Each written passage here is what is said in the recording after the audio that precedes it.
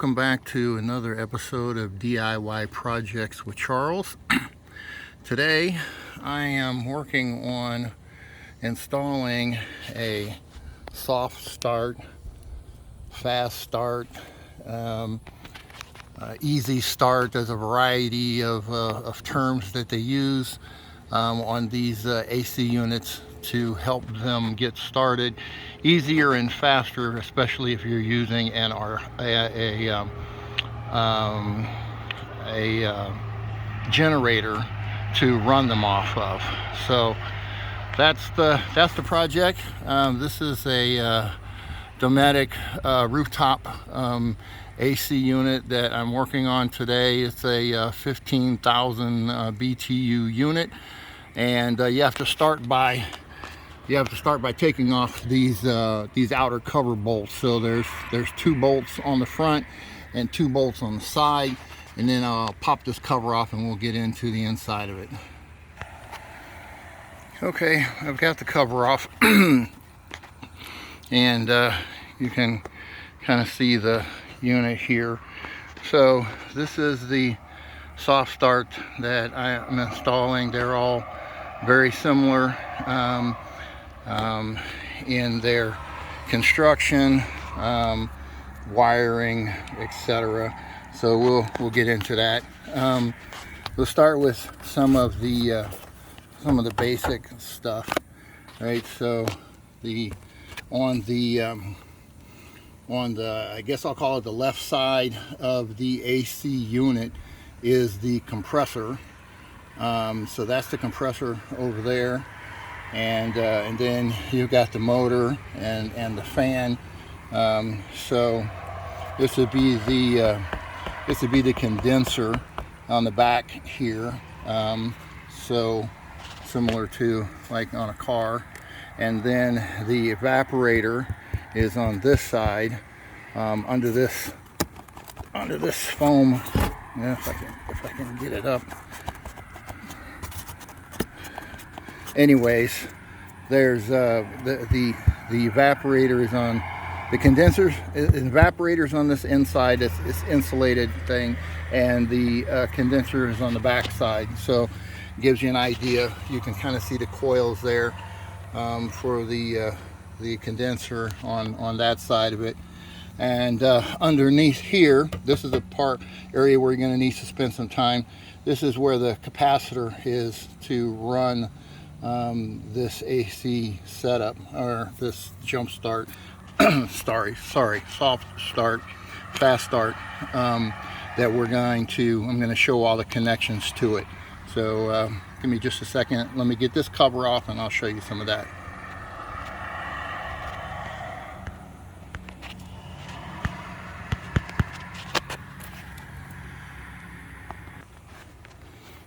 Alright, so this is the capacitor that I had mentioned earlier. So you're going to spend some time on this side wiring up this, as well as on the other side with the compressor, in order to get the soft start completely installed.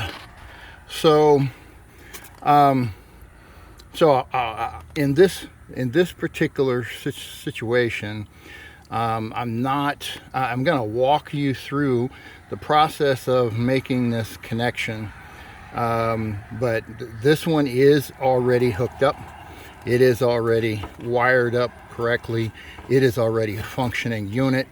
I just put this on yesterday, and I didn't film it during the actual install, so I'm kind of walking you through that process right now. A couple of important things as it relates to this capacitor. So basically there's three terminals on here, and you can kind of see them here. There's one big terminal here, there's one here, and then the third one is right here, right? So there's multiple tabs coming off of each of those terminals, but basically what you need to concern yourself with are these two here in the front. One of them usually has red wires going to it. like this one, and the other one usually has white wires going to it.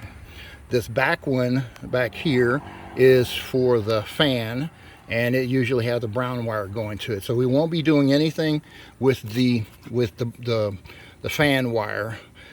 All of the manipulation that you need to do related to this capacitor and this soft start are related to the white terminal and the red terminal. Okay, so that's what you need to know about that part of it. Now let's go over to the compressor side of it. Okay, on the compressor, there's basically one primary terminal. You've got this connection right here. It's got three posts on it, and most of the time, I mean, they are labeled. You should be able, I'm trying to zoom in here, you should be able to see the labels, right? So this one is C. This one is R, and this one over here is S. Okay, see if I can get up close enough to it that you can read it. So C, R, and S are the three posts that you need to be concerned about on that side of the compressor. Now on this side over here, this isn't really connected to the compressor itself. It just kind of sits on the top here, but we will be utilizing this also. There's just a little pigtail that comes off of this that goes over to the C post. But the blue wire, the original blue wire, the way this was wired up originally, the blue wire came into here and then went from there over to the C post. So at any rate, those are the connections, the three most important connections on the compressor that you need to be concerned about. All right, so the wiring diagram that came with this unit out of the box was very, very basic, and it did not help with the installation. So I ended up throwing it out. I went right to their website. The wiring diagram that they have on the website is the correct one. So basically, as far as your compressor connections are concerned, the red wire that comes from the soft start, which is this one right here, it ties into the blue wire, the original blue wire, okay, which goes down into, I think, the temperature sensor down inside the unit itself, is where that one connects to. So red from the soft start to the blue wire that goes down inside the unit. Okay, the old blue wire, the brown wire from the soft start, then gets connected to where that old blue wire was, which ultimately ends up connected to post C right over here. Okay, and you can kind of see how that is, right? Also, there's a white wire that runs from the let's see if I can get a good shot of it here. Yeah, can't really see it real well from here, but all right, so I'll come back to this one. This red wire goes to the S post, and that red wire runs all the way back over to the capacitor. And then again, we'll touch base on this white wire here that goes to the R post. Yeah, the R post, and we'll trace that one back to the opposite side here in just a second. Let me switch back over there. Okay, so that white wire that I was referring to over on the compressor is this one right here. I used the existing white wire that was here, so I didn't have to rerun it. But it is connected to the blue wire of the soft start. So Blue wire of the soft start is what goes all the way over to that that terminal, which I think was R. Okay, I had to go back over there. It's hard to switch back and forth when you're up here on top of the roof like this. But at any rate, so this blue wire went to that terminal right there with the white wire. Okay, it's just a white wire because I didn't want to run. I didn't want to run another wire through here. It's already kind of tight, so I used an existing wire. But it is the blue one that goes to the soft start. Okay, now over here on the capacitor, you end up running the black wire from the soft start, and it goes to the side with the white terminals. Remember, most of these were white originally, and most of these on this side were red originally. So you're taking the black wire from the soft start, and it goes to the white side of the capacitor. Okay, then this yellow wire right here that comes from the soft start, it ties into the red post of the capacitor. Okay, so that's where that one goes. Now, in some of these cases, you may have to disconnect a wire. You know, if it's full, you know, there's extra terminals here right now, so I didn't have to disconnect any of those wires that were because they were extra terminals, so I was able to tie them all in that way. I did have to disconnect the one on the compressor, and that was for the blue wire, which I showed right there, that blue wire. That one did have to get disconnected because it got connected to the red wire that goes down inside to the temperature sensor. So just to kind of summarize, so yellow wire of the soft start goes to the red post of the capacitor. The blue wire of the soft start goes to the compressor on the R post. Okay. Let's see here. The black wire from the soft start goes to the white terminal on this post. So there are let's see here. 1, 2, 3, 4, 5. There's 5 wires coming out of this thing, right?